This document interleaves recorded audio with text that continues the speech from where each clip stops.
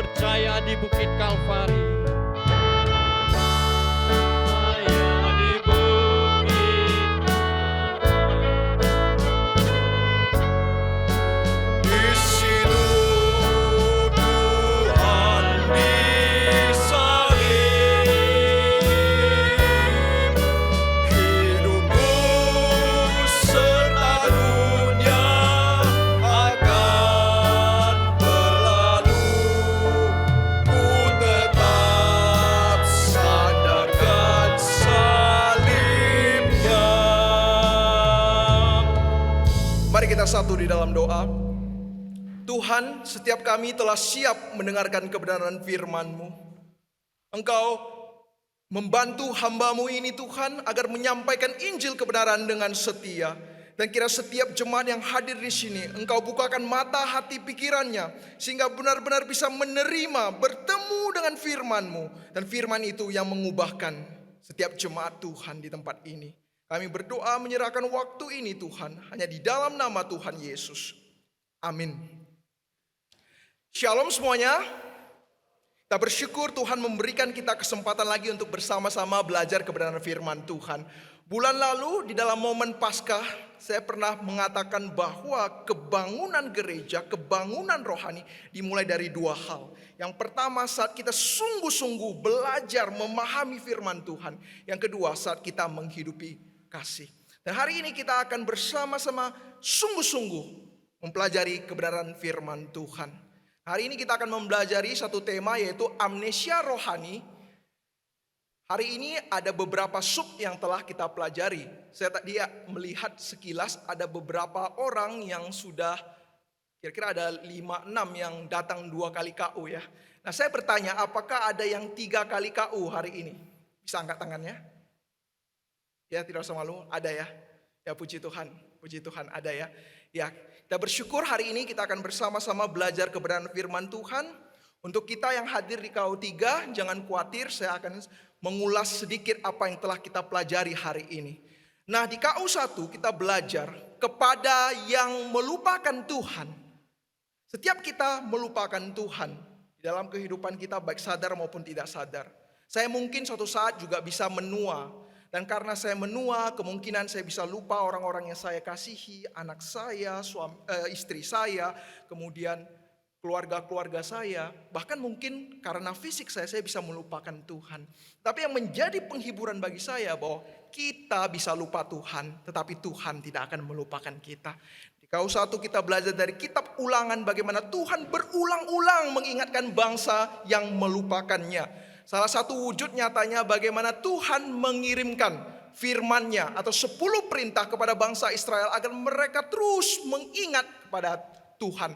Dan di sana kita tadi dengan dalam telah memperbandingkan salah satu hukum yang dikenal di dunia internasional, terkenal sebagai hukum pertama atau hukum dari hukum-hukum, yaitu hukum yang dibuat oleh Raja Babilonia, yaitu hukum Hammurabi.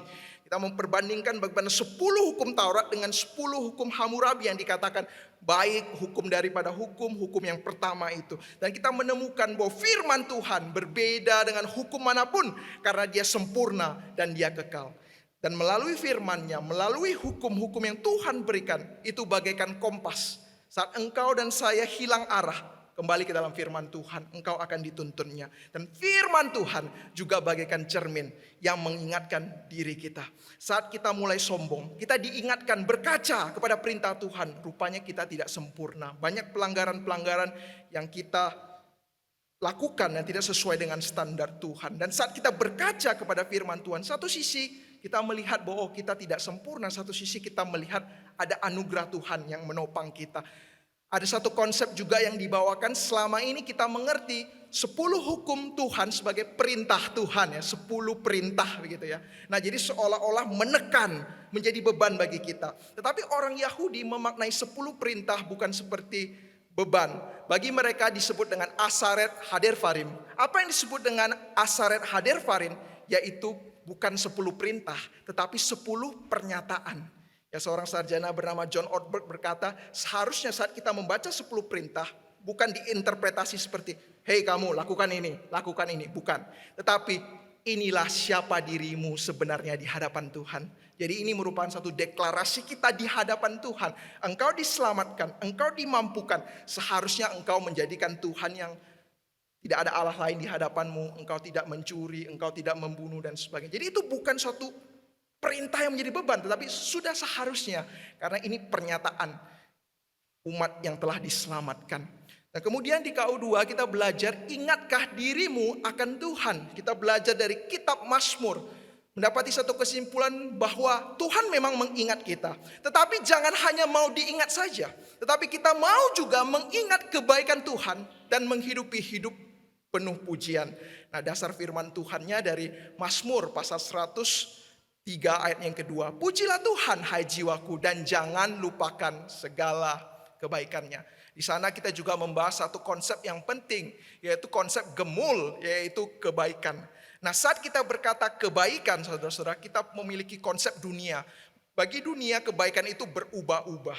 Dan di dalam dunia ini, baik itu artinya sesuai dengan kehendak saya. Jika saya mau ini, saya dapati yang saya ingini, maka itu baik. Jika tidak sesuai rasional saya, maka itu tidak baik. Dan kemudian baik bagi kita itu harus ada sensasi, sensasional. Yaitu wah, enak di mata, suatu yang glamor, suatu yang luxury gitu ya, sehingga kita katakan itu baik. Tapi kalau hal itu membuat kita sakit ya, membuat kita menderita, kita langsung katakan itu adalah hal yang buruk ya. Sehingga konsep baik yang salah membuat kita sering melupakan Tuhan. Karena bagi kita Tuhan tidak relevan di dalam hidup kita. Karena apa yang kita mau Tuhan tidak berikan. Ya malah Tuhan mungkin berikan penderitaan, rasa sakit, maka kita lupakan dia.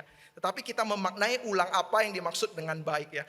Baik Tuhan mungkin tidak situasional, tetapi bersifat eternal, selama-lamanya, tetap. Mungkin baik Tuhan itu bukanlah sesuai rasional kita, tetapi suprarasional, melebihi yang kita inginkan.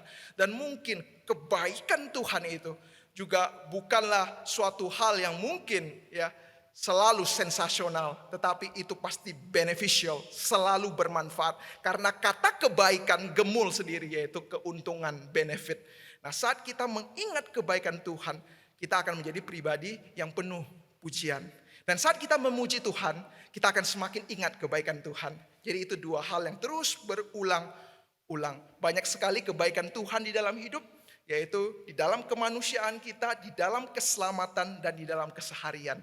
Nah, ini yang kita pelajari di KU2. Nah, hari ini di KU3 kita akan belajar lebih dalam lagi. Nah, kira-kira sebagai murid Kristus, apa hal lagi yang sering kita lupakan di dalam hidup, dan apa hal yang harus kita lupakan? Yuk kita bersama-sama buka firman Tuhan kita dari Markus pasal yang ke-8, ayatnya yang ke-27 sampai ke-29. Markus pasalnya yang ke-20, pasal yang ke-8 ayatnya yang ke-27 sampai ke-29. Saya akan membacakan untuk kita semua. Mari perhatikan dengan seksama. Bagian ini kalau kita lihat di dalam Alkitab kita, kejadian ini juga tercatat di dalam kitab-kitab lain ya, seperti kitab Lukas dan kitab Matius. Jadi di dalam bagian ini Injil saling melengkapi. Tapi kita lihat dasarnya dari kitab Markus terlebih dahulu. Nah, kitab Markus pasalnya yang ke-8 ayat ke-27. Kemudian Yesus beserta murid-muridnya berangkat ke kampung-kampung di sekitar Kaisarea Filipi. Di tengah jalan ia bertanya kepada muridnya, katanya, kata orang, siapakah aku ini? Jawab mereka, ada yang mengatakan Yohanes Pembaptis, ada juga yang mengatakan Elia, ada pula yang mengatakan seorang dari para nabi. Yesus bertanya kepada mereka, tetapi apa katamu? Siapakah aku ini? Maka jawab Petrus, engkau adalah Mesias. Demikian kebenaran firman Tuhan. Saudara-saudari yang terkasih dalam Kristus, pada tahun 1485 ada satu raja yang terkenal di Inggris, yaitu Raja Richard III. Kemudian dia ingin berperang menghadapi musuhnya yang mengancam kehidupan bangsanya. Nah, sebelum pertempuran, raja seperti biasa meminta pengawalnya untuk mengecek peralatan perang dan mengecek kudanya. Gitu ya. Apa yang kurang dari kudanya dipersiapkan dengan baik. Nah, kemudian menariknya sang pandai besi sudah mempersiapkan semua dan memasang tapal kuda. Namun ditemukan satu paku daripada tapal kuda itu hilang. Kemudian pengawal cepat-cepat melaporkan kepada Raja Richard. Raja Richard, ada satu paku hilang dari tapal kudamu. Bagaimana? Raja Richard berkata, sudahlah nggak apa-apa, satu paku aja. Nggak berpengaruh apa-apa. Tetap perang saja, waktu sudah tidak ada. Tapi nanti akan sangat amat berbahaya. Sudah, tidak apa-apa, gitu ya. Singkat cerita, dengan gagah berani Raja Richard menunggang kuda itu dan pergi berperang. Nah, tiba-tiba tapal kuda itu lepas dan Raja Richard terguling ke bawah hingga jatuh. Melihat hal itu, prajurit Inggris langsung melarikan diri. Dan musuh dengan segera memberikan serangan balik dan menangkap Raja Richard. Saat itu Raja Richard dengan penuh menyesal dia berkata, paku tapal kuda. Karena paku tapal kuda ini negaraku hancur. Pertempuran ini disebut dengan pertempuran Bosworth. Di mana di dalam pertempuran ini Raja Richard III kehilangan seluruh Inggris karena menyepelekan sebuah paku di tapal kuda.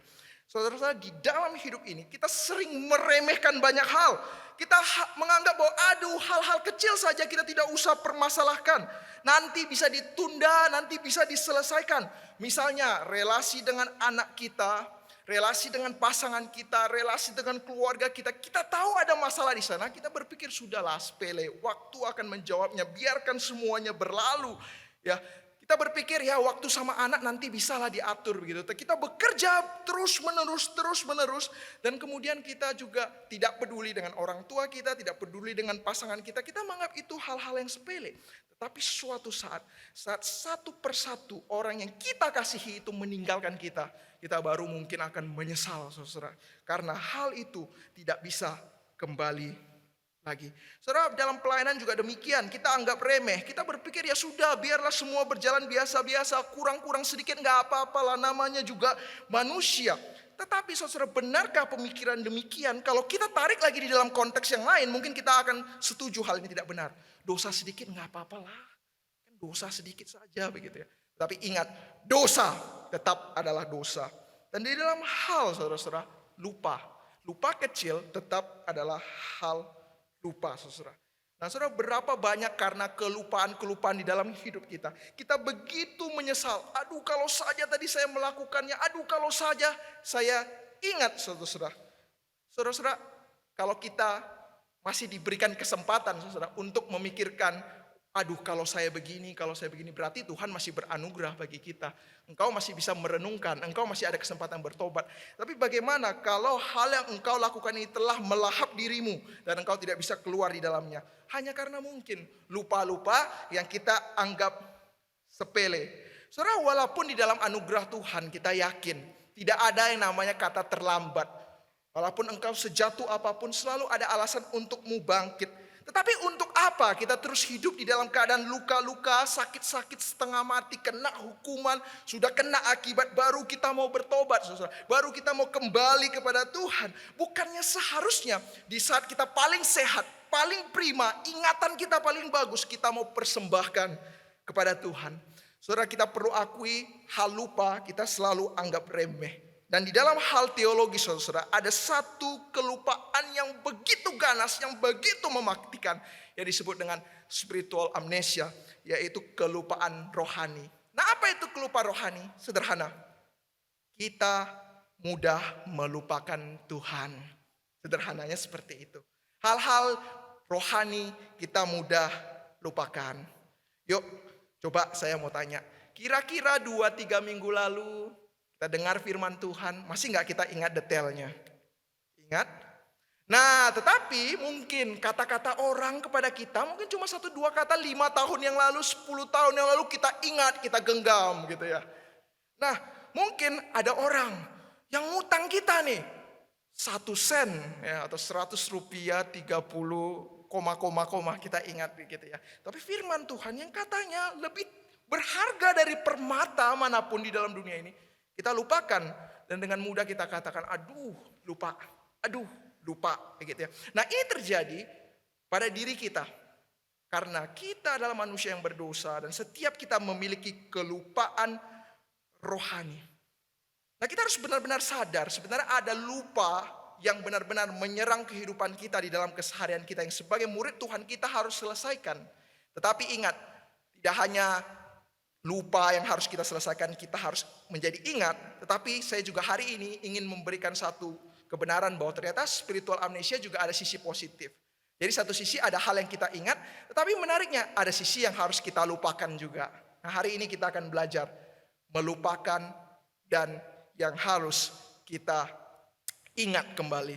Nah, saudara-saudara, kita akan belajar yang pertama, kebenaran bahwa kerap kali kita melupakan siapa sesungguhnya Yesus di tengah penderitaan kita. Saudara, saya mengajak kita mengupas firman Tuhan. Di dalam bagian firman Tuhan saat kita membacanya mungkin biasa-biasa saja. Tetapi ada detail yang firman Tuhan catatkan di dalam bagian ini.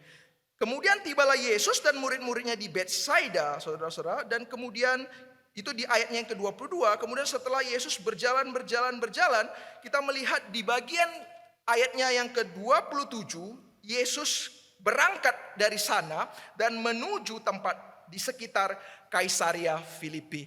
Nah, saudara, kalau kita melihat peta Kaisaria Filipi, sekitarnya kalau dari peta itu nama satu tempat disebut dengan Ban atau Banias, saudara-saudara. Nah, di sana Kaisaria, Yesus menanyakan satu pertanyaan penting kepada murid-muridnya. Menurutmu siapa aku?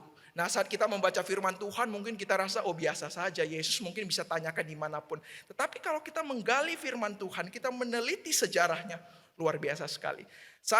Kalau kita memiliki kesempatan untuk mencari kota Kaisaria Filipi, itu adalah satu tempat yang penuh dengan berhala. Nah, di Kaisaria Filipi ada satu tempat yang disebut dengan Banias. Ancient Banias atau Grotto of Pan. Itu pusat daripada dewa-dewa, khususnya dewa penyembahan Pan. Jadi saat engkau masuk kota Kaisaria, engkau akan menemukan patung-patung dan di sekitar sana ada satu lembah. Nah, lembah di sana ada satu pusat dewa di sana, yaitu dewa Pan. Tentu ada dewa-dewa lainnya gitu ya. Disebut dengan Grotto of Pan. Tempat itu indah sekali, ada air terjun begitu ya. Dan Yesus kira-kira di sekitar sana dia menanyakan murid-muridnya, menurutmu siapa aku di antara banyak dewa-dewa ini gitu ya. Nah, khususnya tempat itu Kaisaria Filipi dikenal dengan satu tempat Banias. Kenapa Banias? Karena di sana ada dewa bernama Pan. Nah, siapa itu Pan? Pan itu adalah anak daripada dewa bernama Zeus. Ya, Zeus. Nah, dia lahir dengan ada sedikit setengah kambing, setengah manusia begitu ya. Saat mamanya melihat, aduh anakku kok begini, jelek banget. Mamanya tinggalkan dia. Tetapi pas papanya lihat, wih mantap banget, ada tanduknya. Mantap. Nah, kadang di sini kita bisa melihat papa dengan ibu lihat bisa berbeda gitu ya. Ibu bilang jelek, papa bilang bagus. Papa bilang bagus, ibu lihat jelek begitu ya. Nah, singkat cerita, ayahnya yang adalah dewa melihat, wah ini bagus sekali nih, ada tanduknya lain daripada yang lain. Kemudian dibawalah di gunung tempat banyak dewa-dewa. Nah, menariknya Pan ini terkenal dengan dua hal. Yang pertama, dia dewa tidur. Pokoknya dia tidur, kerjanya tidur. Nah, kalau ada yang mengganggunya, dia bangun, dia akan membuat satu kebisingan sehingga orang takut padanya. Jadi jangan ganggu orang tidur, saudara-saudara. Siapa tahu Pannya bangkit gitu ya. Nah, akhirnya dewa-dewa gak berani mengganggu Pan. Maka saat ini kita sering berkata panik. Nah, panik itu berasal dari kata Pan. Karena kalau saat Pan bangun, kita panik nih, kita penuh ketakutan gitu ya. Dan walaupun dewa ini adalah dewa penuh kepanikan, tetapi dia berguna juga di dalam konteks perang. Karena kalau Pan sudah mengeluarkan suatu bunyi-bunyi atau amarahnya, musuh-musuh bisa mendapati teror, panik dan takut semua lari. Saudara, di tengah-tengah dewa, pusat daripada kekhawatiran, pusat dari kepanikan, Kristus bertanya, hei murid-murid, menurutmu siapa aku ini? Di antara dewa-dewa yang perkasa, Pan, ya raja kepanikan, dan kemudian dewa-dewa perang dan lain. Menurutmu siapa aku ini? Saudara, saat itu murid-murid memiliki masalah terbesar karena dia tidak mengenal Kristus dengan sungguh. Karena pengenalan akan Kristus itu proses. Sampai saat Yesus bangkit baru murid-murid sadar. Oh, rupanya ini Allah yang hidup. Nah, selama ini mungkin mereka berpikir Yesus tokoh perang, Yesus guru mereka. Bahkan dikatakan, ya kata orang engkau nabi-nabi ya. Tetapi bagaimana dengan kita yang sudah memiliki firman Tuhan, yang telah mendengarkan khotbah bertahun-tahun, yang telah dibina dari kecil, yang sudah tahu ya ceritanya bahwa Yesus sama dengan Mesias, Yesus sama dengan anak Allah gitu. Pertanyaannya, Siapakah Yesus di dalam diriku, saudara? Pertanyaan siapa Yesus adalah satu hal yang sering kita lupakan dan kita anggap sepele. Saudara, di dalam teologi reform ada satu konsep yang penting, bahwa apa yang kamu ketahui, apa yang kamu percayai itu sangat penting. Mengapa reform sangat menekankan edukasi firman? Karena saat pikiran orang itu terganti dengan suatu pikiran yang kudus dari firman Tuhan, maka itu akan mempengaruhi tindakannya, saudara. Dan firman Tuhan berkali-kali menekankan kuasa Roh Kudus mentransformasi pikiran. Saudara, misalnya saya berpikir engkau adalah pribadi yang tidak baik, maka itu akan mempengaruhi pikiran saya, tindakan saya kepadamu, gitu ya. Kalau misalnya saya tahu, misalnya satu tempat, ya, kita katakan pangsit ya, pangsit A, oh ternyata di jalan ini. Karena pengetahuan kita tahu di jalan ini, padahal sebenarnya di jalan yang lain, kita pasti akan menuju sana. Maka pemikiran yang salah akan menuntun kepada tindakan yang salah. Maka jika engkau mengenal Yesus yang salah, maka wajar engkau akan mudah lupa akan Tuhan di dalam hidupmu. Saudara-saudara, kita perlu akui, saudara, terkadang saudara, kita mungkin cukup tahu tentang Yesus, tetapi kita tidak benar-benar kenal Yesus dalam hidup ini. Kenapa Tuhan mudah sekali, ya? Kenapa kita mudah sekali melupakan Tuhan di tengah penderitaan? Saudara, kesimpulannya ada dua, saudara. Yang pertama mungkin pengenalan kita tidak utuh, dan yang kedua pengenalan kita tidak sungguh. Nah, saya memakai lingkaran, ini adalah Tuhan, pengetahuan tentang Tuhan yang besar. Mungkin kita hanya mengenal Tuhan secara parsial, tidak holistik, atau mungkin tidak sungguh di luar daripada Tuhan itu sendiri. Saudara, pengenalan tidak utuh dan tidak sungguh, ini yang membuat kita mudah melupakan Tuhan di tengah-tengah penderitaan kita. Nah, pengenalan yang tidak utuh, A.W. Tozer di dalam bukunya Dangers of Shallow Faith, yaitu bahaya iman yang cuma cetek, gitu ya, bahaya sekali. Dia katakan orang Kristen harus waspada, jangan-jangan selama ini kita hanya menyembah tahta atau hanya bayang-bayang tahta saja. Gitu ya. Oh, kita kejar Kristus, kita percaya Yesus karena apa? Cari tahtanya, bukan pribadinya. Oke. Atau mungkin hanya bayang-bayang tahtanya. Kita kira kita sudah berjalan di dalam kemuliaan Kristus, tetapi waduh, ternyata iman kita cetek sekali karena kita hanya berjalan di bayang-bayang Tuhan. Nah, tadi di KU2 saya katakan bahwa kita perlu mengingat kebaikan Tuhan. Di KU1 kita juga melihat bagaimana ada Tuhan yang penuh kasih memberikan firman-Nya. Itu penting untuk kita ingat. Tapi di KU3 saya mengajak kita masuk lebih dalam. Bukan kepada firman-Nya saja atau berkat kebaikan Tuhan berikan. Tetapi kembali kepada pribadi pemberi hukum dan juga pemberi berkat itu. Nah, baik bagi orang Kristen tahu firman Tuhan, kenal perintahnya, melihat berkatnya di tengah masalah. Tetapi lebih penting lagi, kita kenal siapa Tuhan di balik semua itu.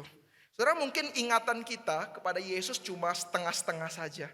Kita mungkin mengingat Tuhan itu penuh kuasa, penuh berkat, tapi lupa Tuhan itu juga Allah yang menderita. Gitu ya. Kita juga berpikir bahwa oh, Tuhan yang kita kenal itu adalah Tuhan yang lemah, kayaknya tidak bisa apa-apa, disalib. Tapi kita lupa Tuhan kita juga Tuhan yang berkuasa di dalam hidup. Nah, ingatan yang tidak lengkap kepada Tuhan ini, saat mengingat Yesus hanya mengingat sebagian, itu yang merusak iman kita. Maka tidak heran saat pikiran-pikiran dunia masuk, kita mudah memilih untuk meninggalkan Yesus. Karena yang lain sepertinya memberikan jaminan yang lebih baik. Aduh, Allah orang Kristen tuh penuh penderitaan gitu. Datang ke sini, kasih kamu berkat. Ya sudah, pindah saja. Kita mudah sekali lupakan yang ini menuju yang lain. Saudara, kita perlu dengan sungguh-sungguh mengenal Tuhan secara utuh. Dan kemudian juga ada pengenalan yang tidak sungguh di dalam kehidupan kita. Saudara, ada satu film yang kontroversial, yaitu film Messiah. Nah, saat film ini diputar, sudah tidak diputar lagi, tidak dilanjutkan lagi karena kontroversial ya. Karena di dalamnya ada menyangkut agama-agama sehingga agak sedikit sensitif dan tidak dilanjutkan. Tetapi inti film ini menceritakan seperti ini. Kalau seandainya di zaman modern ada muncul Yesus atau Mesias yang seperti di Alkitab ya, memiliki kewarganegaraan orang Israel atau orang Arab gitu, datang ke tengah-tengah dunia, mengajarkan hal yang sama yang ada di dalam Alkitab, ya, mengadakan mukjizat, mengubah air menjadi anggur begitu. Kira-kira apa respon kita sebagai manusia modern? Begitu ya. Nah, di dalam konteks ini kalau kita melihat, tentu kita sebagai orang Kristen yang sudah mengetahui Alkitab, kita tahu, oh kalau ada yang mengaku-ngaku Yesus, kita bisa tahu, oh itu mungkin antikristus. Atau mungkin hati-hati ada orang yang mengaku-ngaku Yesus mengadakan mukjizat, kita harus hati-hati. Tapi seandainya saya mengajak kita untuk berandai-andai, kalau Yesus belum datang, tetapi datang sekarang dengan wujud ya seperti orang Arab begitu, dan kemudian mengajarkan kebenaran, apakah kita masih mau percaya? Nah, di dalam film itu banyak orang meragukan, kok Yesusnya seperti itu? Bahkan dianggap teroris, sampai CIA datang, FBI datang gitu ya. Kemudian siapakah kamu ini? Apakah kamu sosok yang dikirim Mesias itu? Engkau sendiri yang mengatakannya. Waduh, ini siapa ini? Aku tahu kamu punya masalah ini. Kamu punya sakit ini. Dari mana kamu tahu? Jangan-jangan ya gitu ya. Tapi banyak orang tetap tidak percaya walaupun dia jalan di atas air dan sebagainya. Nah, menariknya ada satu bagian adegan yang menurut saya cukup menyentuh saya. Jadi saat Mesias ini atau Yesus ini diwawancarai oleh agennya. Setelah bercakap-cakap, kenapa Yesus ini sepertinya tahu kehidupan saya sampai detail-detail ya. Akhirnya di dalam pikirannya, sepertinya ini bukan manusia, ini sepertinya benar-benar Tuhan gitu. Kemudian dia bertanya, menurutmu siapa aku ini? Kemudian agen itu berkata, Tuhan. Dan dengan lantang Mesias itu berjawab, sembah aku. Dan dia tidak mau menyembah. Menariknya dari bagian ini, kita melihat bahwa ternyata ada ketidakkoneksian. Kita tahu ini Tuhan. Kita tahu dia berkuasa. Tapi saat Tuhan bilang sembah, tidak mau. Bayar harga, tidak mau. Tapi saya tahu engkau Tuhan. Engkau berkuasa, engkau penyelamat. Pergi, lari 1000 mil. Ya nggak mau. Gitu. Bagian itu sangat sederhana sekali. Who are me? God. And bow. Gak mau juga. Gitu ya. Jadi katamu Tuhan. Tapi disuruh menyembah, berlutut, tidak mau. Saudara, kita melihat kata orang banyak, siapa aku ini? Itu teori. Tapi menurut kamu, siapa aku ini? Pengalaman pribadi kita. Tidak hanya sekedar teori, tapi perjumpaan dengan Tuhan yang sungguh-sungguh. Pengenalan yang utuh. Menurut kamu, siapakah dalam bagian ini kita melihat Petrus memiliki pandangan yang sedikit tidak utuh saat itu. Kenapa kalau kita baca konteks dalam Injil lain, kalau kita anggap ini sebagai tes ujian masuk teologi ya, kita katakan Petrus itu nilainya 100. Kenapa? Karena yang lain menjawabnya salah. Siapakah Yesus? Yohanes. Siapakah Yesus? Elia, salah, fail gitu ya. Tetapi jawaban dari Petrus luar biasa sekali. Engkau adalah Mesias. Bahkan di dalam Injil lain pengakuan Petrus lebih lengkap lagi. Engkau adalah Mesias, anak Allah yang hidup. Waduh, A++ gitu ya. Tetapi setelah kejadian itu, Yesus berkata, oke, aku akan pergi disalib. Kemudian Petrus berkata, Tuhan, jangan. Kemudian Yesus langsung memarahinya. Nyala engkau iblis, karena engkau hanya memikirkan apa yang dipikirkan manusia, bukan Tuhan. Jadi baru dapat 100, ya langsung fail gitu ya. Gitu, kira-kira seperti itu. Baru saja benar 100, tapi prakteknya aduh gitu ya. Nah, inilah yang terjadi dengan Petrus. Pemahamannya saat itu masih belum lengkap, belum utuh. Sehingga dia bisa mengaku dengan baik, tapi tidak benar-benar menghidupinya. Saudara, saya bertanya kepada kita, saat kita berkata Yesus, apa yang kita ingat? Siapakah Kristus sesungguhnya? Kalau di dalam bagian ini saudara-saudara, kalau kita baca lagi di kitab Injil yang lain, setelah 6 hari kejadian Yesus menanyakan siapa aku, Yesus menuntun mereka naik di atas gunung. Dan kemudian di atas gunung itu terjadi suatu transfigurasi. Dan kemudian ada Musa, kemudian ada Elia begitu. Kemudian terbukalah mata murid-murid. Akhirnya tahu rupanya berbeda. Yesus bukan hanya sekedar nabi. Dia adalah tokoh ilahi ya, sosok Mesias yang dinantikan itu. Ya, saudara-saudara yang terkasih di dalam Kristus. Kristus adalah Tuhan Allah yang hidup, bukan hanya sekedar tokoh berpengaruh. Dia adalah Tuhan dan seharusnya itu benar-benar mengubah hidupmu dan hidupku, bukan sekedar teori. Saudara-saudara, ada sebuah gambar Frederick the Great address to his general before the Battle of Lutheran. Panjang sekali lukisan ini, namanya begitu ya. Tetapi gambar ini sangat bagus, yaitu menceritakan tentang seorang bernama Frederick the Great. Dia menang perang. Dan karena dia banyak menang perang, dia ingin orang mengabadikan kemenangannya. Kemudian dia memanggil seorang pelukis untuk menggambarkan untuknya, ya.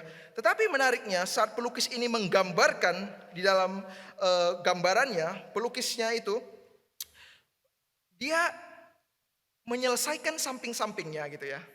Kemudian dia ingin menggambar Frederick the Great dengan sangat sungguh-sungguh.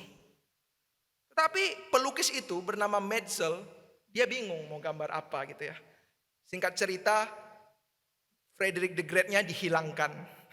Ya, belum selesai gitu ya. Jadi gambarnya sudah jadi, tetapi Frederick the Great tokoh utamanya tidak ada gitu ya. Jadi konsep awalnya Metzel ingin membuat, wah ini keluarganya, ini jenderal-jenderal yang berperan penting. Kemudian senternya adalah Frederick the Great.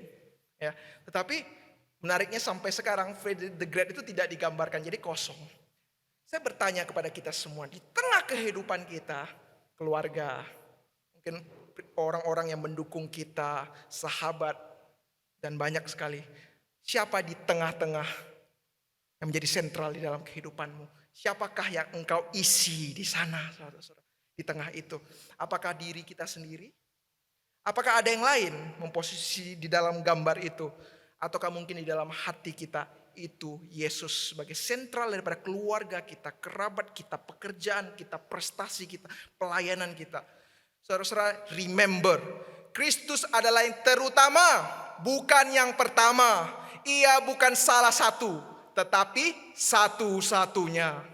Berbeda saat kita katakan, Yesus engkaulah number one. Saya pernah katakan, kalau kita mengatakan number one, maaf kata nomor two siapa? Nomor 3 siapa? Nah setelah engkau mengatakan nomor 2, 3, pertanyaan nomor 2 suatu saat bisa jadi number 1 enggak?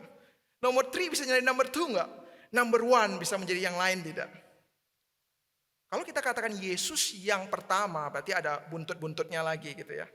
Tapi kalau kita katakan Yesus yang terutama, tidak ada yang lain. Yesus yang terutama. Dia yang mendasari semua aspek kehidupanmu. Dan dia bukan salah satunya. Dari begitu banyak pilihan, ya Yesus salah satu. Jadi boleh lupalah karena masih banyak lagi gitu. Yesus hanya cadangan. Tetapi Yesus satu-satunya di dalam hidup kita. Dan yang kedua, kita juga mau belajar, kita kerap kali melupakan misi kita di dunia di tengah kesenangan. Saudara, bukan hanya di tengah-tengah penderitaan kita mungkin bisa lupa siapa Tuhan itu di dalam hidup ini, atau kita abaikan dia. Ternyata di dalam kesenangan itu sendiri, itu membuat kita lupa diri dan melupakan misi kita di tengah dunia. Saudara, katekismus singkat Westminster di dalam pertanyaan 1 menanyakan dengan baik, apakah tujuan utama manusia? Tujuan utama manusia yaitu memuliakan Tuhan dan menikmati Allah selama-lamanya. Jelas, tegas sekali Westminster ini. Ini iman reform. Sangat baik sekali untuk kita pelajari, saudara-saudara. Tujuan hidup kita apa? Tidak lain memuliakan Tuhan, menikmatinya. Nah, apakah kita sudah benar-benar sungguh menghidupi keduanya, atau kita pick and choose? Saya mau memuliakan Tuhan, tetapi saya tidak mau menikmatinya. Maka kita pelayanan tidak pernah sukacita. Kita bekerja terus setiap hari begitu, tapi lupa menikmati Tuhan. Taunya memuliakan saja, lupa menikmati Tuhan. Nah, demikian ya, kita maunya menikmati Tuhan, lupa mau memuliakan Dia. Maka susah sekali keluar daripada zona nyaman, ya. Kita mau menikmati Tuhan saja, tidak mau memuliakannya. Yuk, ikut Yesus, kita mau makin nikmati, makin mau muliakan Tuhan, makin muliakan Tuhan, makin giat, makin nikmati. Nah, inilah kita anak-anak Tuhan dipanggil untuk menjalani kehidupan yang menikmati dan memuliakannya. Nah, saudara-saudara yang terkasih dalam Kristus, saat murid-murid kita baca setelah Yesus membawanya, saat menanyakan identitas Yesus, Yesus membawanya ke gunung dan terjadi transfigurasi. Petrus melihat kemuliaan Yesus saat itu. Wow! Kemuliaan langsung di depan mata, saudara-saudara. Dan kemudian Lukas pasal 9 ayat 33 mencatat seperti ini. Nah, ini terjemahan sederhana. Ya, pada saat itu Musa dan Elia sedang datang dan Petrus berkata seperti ini, wah guru hebat sekali gitu ya. Kalau terjemahan di dalam LAI, wah betapa bahagianya kami di sini. Kami mau membuat 3 tenda di sini. 1 untuk engkau, 1 untuk Musa, 1 lagi untuk Elia. Kenapa? Karena mereka telah menemukan, sudah kemuliaan Tuhan, sudah cukup, sudah enak, ya nikmati gitu ya. Tetapi lupa, kemuliaan Tuhan bukan hanya untuk dinikmati. Mereka Petrus saat itu berpikir, sudah melihat kemuliaan Tuhan sudah cukup, tidak usah turun gunung, bersama Yesus saja kita pasang tenda selama-lamanya, forever, the end gitu ya. Tetapi tidak bagi Yesus. Saudara, saat kita hidup senang, sepertinya biasa-biasa di dalam zona nyaman, ya kita mungkin seperti Petrus, kita sudah pasang tenda, kita sudah mendapati kemuliaan, kita sudah mendapati visinya seolah-olah sudah sangat jelas. Tapi tidak kata Tuhan. Setelah Yesus turun gunung, dicatat dengan detail, banyak orang berbondong-bondong datang kepada Yesus. Pekerjaan Tuhan masih banyak. Jangan hanya berhenti di atas gunung dan menikmati kemuliaannya. Ini yang dinyatakan dari firman Tuhan ini. Saudara, saya mengajak kita, saudara, mungkin kita telah lupakan misi Tuhan di dalam hidup kita karena terlalu nyaman, terlalu banyak berkat yang Tuhan telah berikan. Tetapi kita lupa salurkan, kita lupa hidupi. Saya mengajak kita untuk bersama-sama saat ini lupakan yang di belakang itu. Lupakan yang di belakang itu, masa lalumu, kegagalanmu, merasa diri itu tidak bisa melakukan sesuatu. Lupakan itu, pandanglah ke depan. Karena masih banyak pekerjaan Tuhan yang harus kita kerjakan. Nah, ini adalah satu spiritual amnesia yang saya rasa sangat positif. Salah satunya dihidupi oleh Rasul Paulus. Aku melupakan apa yang di belakangku. Banyak sekali pencapaian daripada Paulus. Ya, prestasi-prestasi Paulus. Dan juga banyak kegagalan-kegagalan Paulus. Paulus katakan dari semua orang dia paling berdosa. Padahal walaupun kita berpikir apa dosanya Paulus ya gitu ya, kontribusinya sangat besar gitu. Pada keadaan kita yang merasa kita lebih banyak berdosa tidak melakukan apa-apa. Tapi Paulus mengatakan, oke, lupakan semua, start new. Saya tidak tahu apa masa lalu kita, apa sakit hati kita, apapun hal yang pernah kita alami di gereja, di keluarga, saudara-saudara. Tinggalkan itu, kita mulai yang baru. Karena ada pekerjaan Tuhan yang lebih besar yang harus kita hidupi. Tinggalkan di belakang dan menuju ke depan. Lupakan bukan berarti cuek. Lupakan bukan berarti pura-pura tidak tahu. Lupakan artinya jangan biarkan masa lalu itu mengganggu masa depan. Bukan berarti lupa, tapi bisa menjadi pelajaran bagi kita untuk menjadi pribadi yang lebih baik. Saudara-saudara, satu buku yang ditulis oleh teman saya, rekan saya sewaktu sekolah STT, sekarang adalah dosen di STT Reform, Stephen Tong, Pak Henry Ongkowijoyo. Dia menulis satu buku, Mengapa Injil Tidak Tergantikan. Di situ bagian pembuka ada satu hal yang benar-benar menyentuh. Bahwa Kristus tidak berjalan seperti Alexander Agung di dalam hidupnya. Berjalan 19.900 mil gitu. Tetapi Yesus dan Paulus ya, ada kurang. Langkahnya, setiap langkahnya telah menjadi berkat. Saudara, kalau kita lihat Alexander Agung di sepanjang hidupnya dia telah berjalan sangat jauh, saudara. Membangun kerajaan ini, membangun kerajaan ini, membangun kerajaan ini. Yesus atau Paulus umurnya mungkin pendek gitu ya. Tapi langkahnya kalau mau dihitung ya tidak sebanyak daripada Alexander Agung. Tetapi setiap langkah mereka, baik Yesus maupun daripada Paulus, menjadi berkat. Yang diingat oleh setiap orang. Langkah mereka tidak banyak, tapi setiap langkah menjadi berkat. Saudara, di dalam Lukas pasal 9 ayat 51. Setelah kejadian ini Yesus dikatakan ia mengarahkan pandangan pergi ke Yerusalem. Saudara, perjalanan Yesus dari Galilea sampai Yerusalem. Karena ada satu misi yang Tuhan ingin nyatakan, yaitu apa? Mati di kayu salib bagi setiap kita. Dia tidak undur. Dia tahu ada satu misi yang dia harus kerjakan. Mati, berkorban bagi banyak orang. Dia tidak hanya berhenti di dalam eluan-eluan hosana atau di dalam pamor orang banyak datang berbondong-bondong kepada dia. Tinggalkan itu untuk menuju salib. Demikian dengan Paulus, dia tidak senang dengan segala prestasinya, hanya berhenti di situ, tapi dia tinggalkan semua untuk membangun kerajaan Allah. Saudara, inilah langkah yang Kristus hidupi. Saudara, perjalanan Kristus dari Galilea sampai Yerusalem menyatakan kasih. Selanjutnya kita dipanggil dari Yerusalem ke seluruh dunia untuk melanjutkannya. Saudara, Yesus telah berjalan. Di sepanjang jalannya dia mengobati, mengajari firman Tuhan, melakukan pemuritan, ya penginjilan, mukjizat, peneguran. Yang selanjutnya kita dari Yerusalem ke seluruh dunia melanjutkan langkah Yesus. Mungkin tidak banyak, tapi kiranya setiap langkah itu menjadi berkat.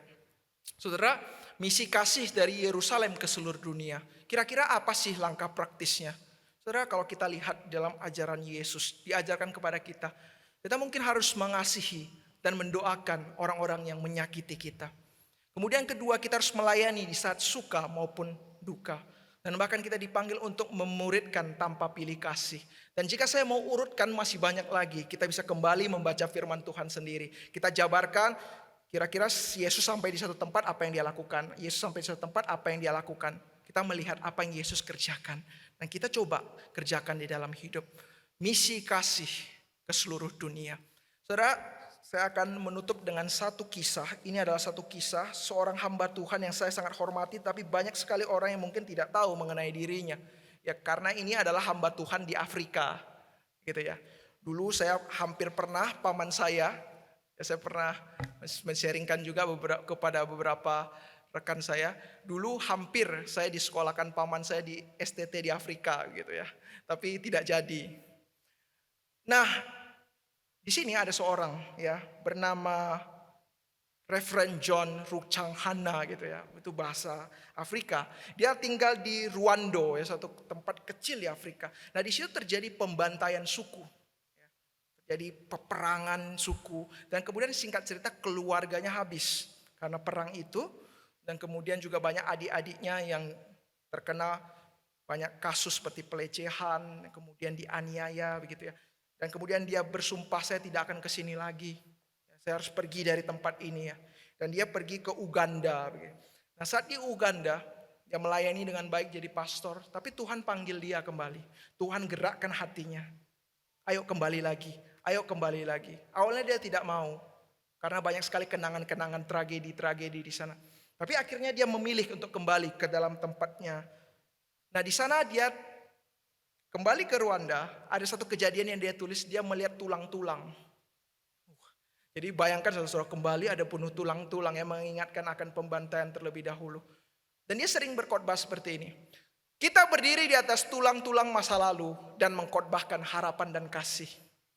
Saudara-saudara, ini adalah seseorang yang memiliki tragedi di dalam hidupnya. Keluarganya disakiti oleh orang lain. Tapi mengapa dia masih bisa berkata seperti ini? Jawabannya, dia katakan, bukan aku yang mengasihi, tapi Yesus yang mengasihiku dulu. Bukan aku yang menerima Yesus, tapi Yesus yang menerimaku. Dan di sana dia membentuk suatu Umumu Project gitu ya, untuk membantu orang-orang yang keluar daripada trauma-trauma pembunuhan suku-suku tersebut. Nah, dalam singkat cerita, dalam pembunuhan suku-suku tersebut, dia bertemu dengan kelompok orang yang membuat kerusuhan tahun 1994 yang menyebabkan keluarganya hilang. Saat itu dia mengajak mereka untuk devosi. Ayo semua kita tutup mata. Saat ini saya mengajak kita semua untuk merenungkan pribadi-pribadi yang telah kita sakiti saat itu. Wah, semua menangis saat itu. Semua begitu menyesal. Dan dia katakan, tidak apa-apa. Mengakulah kepada Yesus dan Yesus akan mengampunimu. Saudara, saya berpikir apakah kasih Kristen itu hanya bisa terjadi kepada tokoh-tokoh seperti John Rukchanghana, atau mungkin kepada Mother Teresa gitu, atau rasul-rasul, tapi tidak bisa nyata di dalam kehidupan kita. Tetapi saya yakin bahwa kasih yang sama yang menyentuh setiap kita adalah kasih yang sama menyentuh daripada tokoh-tokoh yang menyatakan kasih di dalam kehidupannya. Saudara, saya akan memberikan kesimpulan daripada KU hari ini. Saudara, kesimpulan amnesia rohani, dalam KU 1 kita belajar kita bisa lupa Tuhan. Tapi ingat, Tuhan tidak akan lupa kita. Dan kita belajar Tuhan mau kita sungguh-sungguh mengingat kebaikan Tuhan. Jangan melulu melihat masalah-masalah. Dan yang terakhir, kita mau ingat siapa Yesus Kristus yang sesungguhnya. Dan selalu menghidupi misinya. Maukah kita mengingat 3 hal ini di dalam kehidupan kita? Mari kita satu di dalam doa. Bapa kami yang bertata dalam kerajaan surga, kami telah mendengarkan kebenaran firman Tuhan. Kiranya firman Tuhan yang meneguhkan kami, sehingga firman-Mu yang membimbing kami, Dan kiranya hidup kami mau mengingat sungguh-sungguh perintah-Mu, kami mau mengingat kebaikan-Mu, dan kami mau sungguh-sungguh mengingat-Mu dan menjalankan misi-Mu di tengah-tengah dunia. Agar setiap orang-orang yang mungkin sudah lama melupakan Tuhan, sudah lama abai akan Tuhan, kembali melalui hidup kami diingatkan. Di dalam hidup ini ternyata masih ada Tuhan. Kami berdoa, menyerahkan setiap daripada pribadi yang mendengarkan firman dan hamba-Mu yang menyatakan, kiranya kami bisa bersama-sama menghidupinya di dalam anugerah-Mu. Di dalam nama Tuhan Yesus kami mau berdoa. Amin.